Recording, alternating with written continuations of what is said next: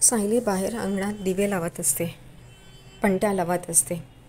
तेव्हाच ती हा विचार करते की अर्जुन सर कुठे गेलेत. दिवसभर ते घरी नव्हते. आणि मधुभाऊंचाही विचार करत असते की मी उद्या मधुभाऊंना भेटायला जाईन. दिवाळी आहे ना, पण मला परमिशन लागेल भेटायला. आणि मी यावेळेला भांडण खूपच ताणलं आहे, त्यामुळे अर्जुन सर असा ती विचारच करत असते. तेवढ्यातच कल्पना तिकडे येते आणि म्हणते, सायली तू दिवे लावलेस, तू इथे पणत्या लावल्यास, या घे दुसऱ्या पणत्या आणि त्याही लाव. तर ती विचारते कल्पनाला की आई तुम्हाला माहिती आहे का हे कुठे आहेत म्हणून. दिवसभर ते घरी नव्हते. तेव्हा कल्पना तिला सांगते, अगं मला वाटलं तुला माहिती असेल, तो तुला सांगून गेला असेल कुठे जातो आहे ते. मलासुद्धा माहीत नाही आहे. पण त्याचा मगाशी फोन आलेला चैतन्याला आणि एक कामासाठी त्याने लागोलाग चैतन्याला बोलवून घेतलं आहे आणि तोही गेला आहे तिकडे. आणि कल्पना तिथून निघून जाते. सायली हाच विचार करत असते की आता काय करावं. आणि तिला सारखं हेच वाटत असतं, दिवाळीच्या वेळेला मधुभाऊ असते तर. ती पणत्या लावतच असते. तेवढ्यातच तिला समोरून अर्जुन येताना दिसतो आणि तिला असं वाटतं की काहीतरी वेगळं आहे आणि ती बघतच असते. तेवढ्यातच तिला दिसतं की पाठवून मधुभाऊ, कुसुमताई, चैतन्य हेही आहेत. आणि ते बघून एकदमच तिला धक्का बसतो आनंदाचा. ती एकदम ओरडते मधुभाऊ आणि धावत मधुभाऊंना मिठी मारते आणि तिला खूप आनंद होतो आणि रडायला लागते. इकडे दुसरीकडे प्रतिमा आणि रविराज तन्वीसाठी शॉपिंग करतात. रविराज प्रतिमाला म्हणतो, तूच दे तिला. तेव्हा प्रतिमा हाक मारणार, पण तिचा आवाज एवढा जोरात जाणार नाही, म्हणून ती हे सुमनला सांगते की मी एवढ्या जोरात ओरडू न शकत, तू तन्वीला खाली बोलवतेस का. तेव्हा सुमन तिला तन्वी हाक मारून खाली बोलवते. तन्वीचा सूर काहीतरी वेगळाच असतो. ती चिडलेली असते. ती म्हणते, काय आहे, मला कशाला बोलवलं म्हणून उद्धटपणे ती विचारत असते. तेव्हा प्रतिमा म्हणते, तुझ्या बाबांनी तुझ्यासाठी शॉपिंग केली आहे, हे घे.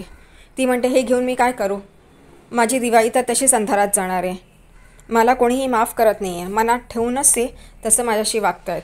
मग मी दिवाळी का साजरी करायची. आणि ती रागाने तिथून निघून जाते. हे बघून रविराज आणखीनच चिडतात.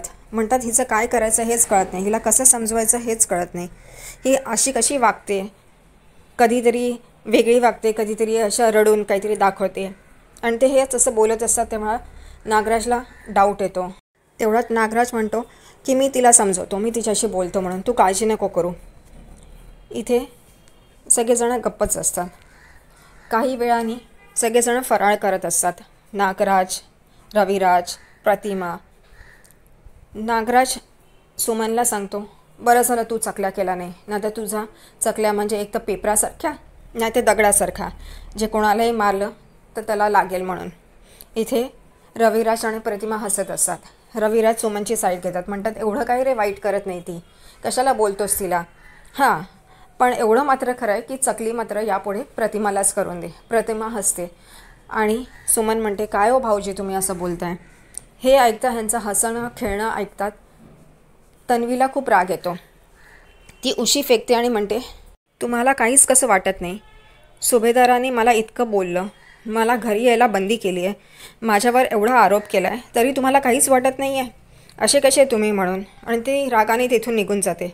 इथे रविराज, प्रतिमा, सुमन आणि नागराज बघतच बसतात. तिला एकदम मध्येच काय होतं हे त्यांना कळत नाही. दुसरीकडे इकडे सायली मधुभाऊंना मिठी मारून रडत असते. तेव्हा मधुभाऊ म्हणतात, अगं मी यावेळेला 1 दिवसासाठी नाही आलो, जावई बापूंनी मला सोडवलं आहे जामिनावर. आणि ती खूप खुश होते. ती रडतच असते. तिला कळत नाही काय करावं आणि तिला तो आनंद एकदम व्यक्तही करता येत नसतो. ती मधुभाऊंना सांगते, मी तुमची खूप आठवण काढली, मला वाटलंच होतं की तुम्हाला भेटायचं म्हणून, आणि तुम्ही इथे, मला हे खरंच वाटत नाही आहे. तेव्हा मधुभाऊ म्हणतात, अगं हे सगळं खरं आहे आणि जावई बापूंनी मला सोडवलं आहे, त्यांनी खूप मेहनत केली, त्यांनी आपला शब्द पाळला आहे. हे ऐकून सायलीला खूपच आनंद होतो. इथे अस्मिता खूपच चिडलेली असते की परत हा म्हातारा इकडे आला. ती म्हणते, हे तर पूर्णाजीला सांगायलाच हवं.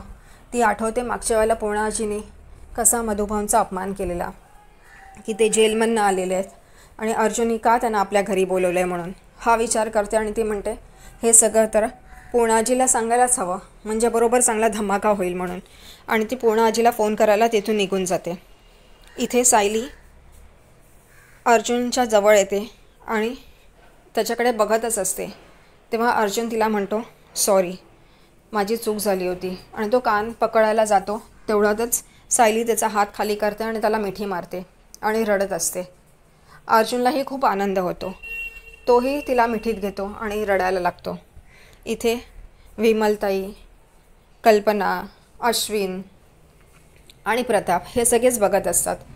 कुसुमताई, चैतन्य आणि मधुभाऊ हे पण बघत असतात आणि खूप आनंदात असतात. इथे बराच वेळ होतो, पण सायली आणि अर्जुन काही मिठी सोडत नाहीत. तेव्हा कल्पना मधुभाऊंना म्हणते, तुम्हाला बहुतेक अंगणातच थांबावं लागेल, कारण जेव्हा तुमची मुलगी अर्जुनच्या मिठीतून बाहेर येईल तेव्हाच तुम्हाला ती घरात घेऊन येईल. आणि सगळेजण हसायला लागतात. तेवढ्यातच अर्जुन आणि सायली भानावर येतात. सायली मधुभाऊंचा हात पकडून त्यांना घरी घेऊन येते. सगळेजण स्टेपलावर बसून मिठाई फराळ खात असतात. सायली खूपच आनंदात असते. ती मधुभाऊंना सांगते की ओळखा पाहू मी काय काय केलं या फराळात. तेव्हा ते म्हणतात की मला सगळंच माहिती आहे तू काय केलं असशील म्हणून. तेव्हा अश्विन विचारतो, तुम्हाला कसं माहिती, तुमच्या डोळ्यात काय स्कॅनर बसवलं आहे का?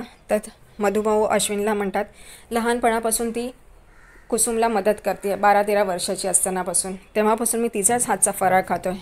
एवढं तर मी तिचं ओळखूच शकतो. सगळेजण आनंदात असतात आणि हसत असतात.